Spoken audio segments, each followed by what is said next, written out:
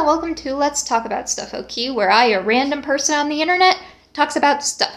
And I'm not gonna write you a love song if you ask for it, if you need one. You see? I hope you do see. Anyways, as usual, some of this is factual, some of it is not. It's just me, a random person, talking on the internet.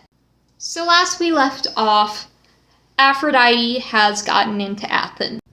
And Athens looked at Spartan's version of Aphrodite, and they essentially were like, no, you guys aren't playing the game right. She's supposed to be a mom. I know I'm painting the Athens as very whiny.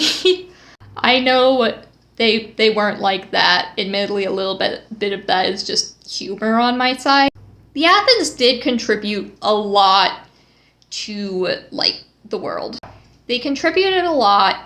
They were literally one of the focal points to creativity and intellect. So many philosophers came from Athens. I just want you to know I'm not just being mean to them.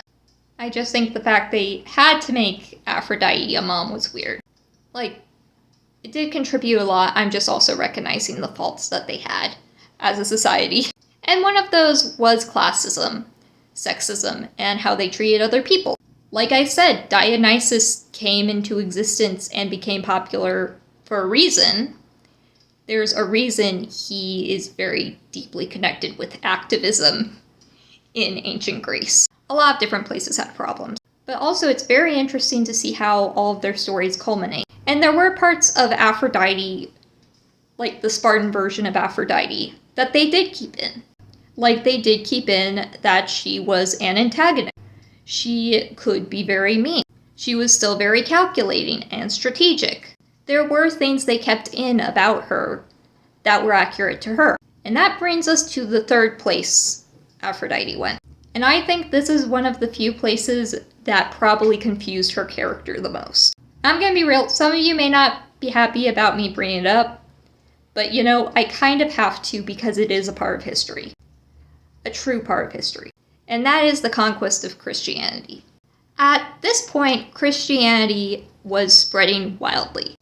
And as a lot of you who are Christian and do have a Bible, you know Rome was one of the bigger places for that.